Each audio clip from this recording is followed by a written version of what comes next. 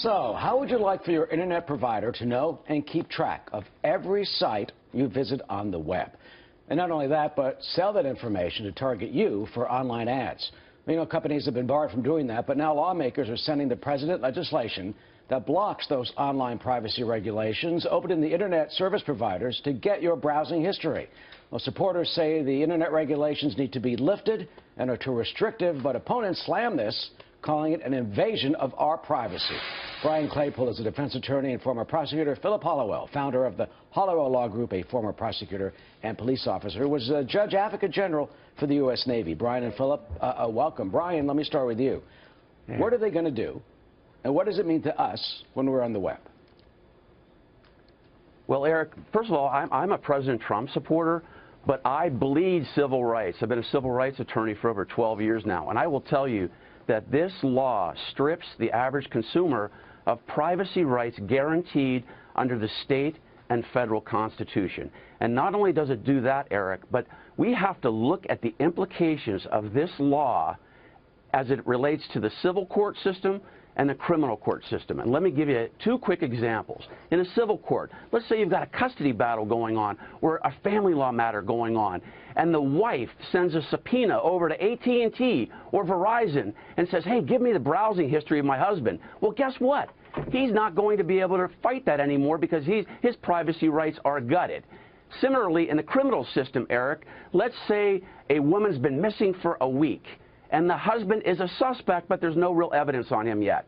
The prosecutor can usurp or bypass getting a search warrant and simply send a subpoena now over to AT&T or Verizon and say, hey, let me get this young man's browsing history, and lo and behold, if there's something on that browser that says, oh, I'm researching how to clean up a crime scene, then that guy's toast. I mean, this will be chaos in the court systems, and this will be the wild, wild west in a courtroom. Well, what about the broader issue? I mean, Philip, the supporters say, look, there are too many regulations on the internet now. This opens up the providers just to use this information to target us for ads, and it'll help, you know, bolster their profits and this sort of thing.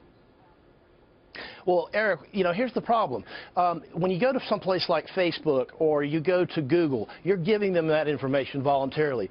But when you have only one, maybe two internet service providers to choose from, like is the case where I live, then every single thing that you do is the property then of the internet service provider, and they can take it and then sell it to God knows who to do who knows what with.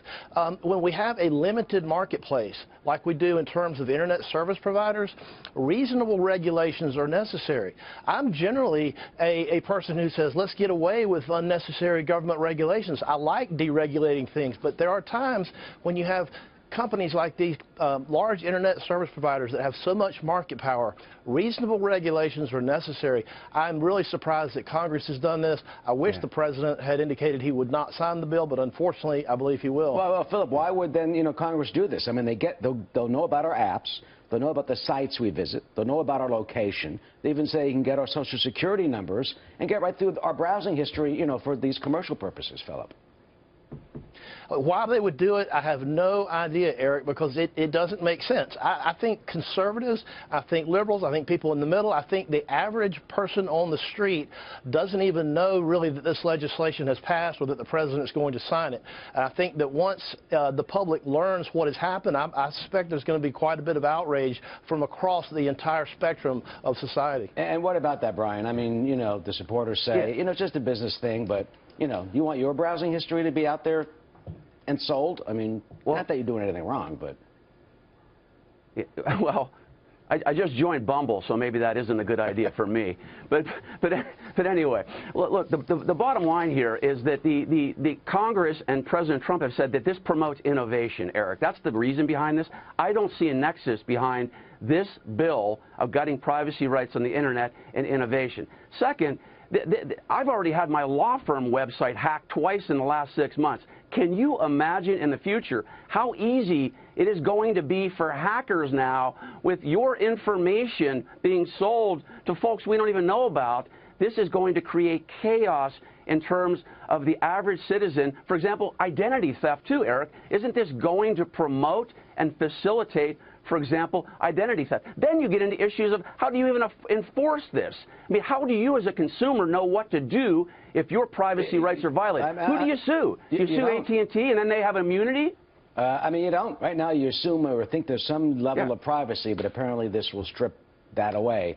All right, we'll see. And let our viewers decide and react to their members of Congress and elsewhere as this continues. Brian and Philip, thank you. We will keep track of this.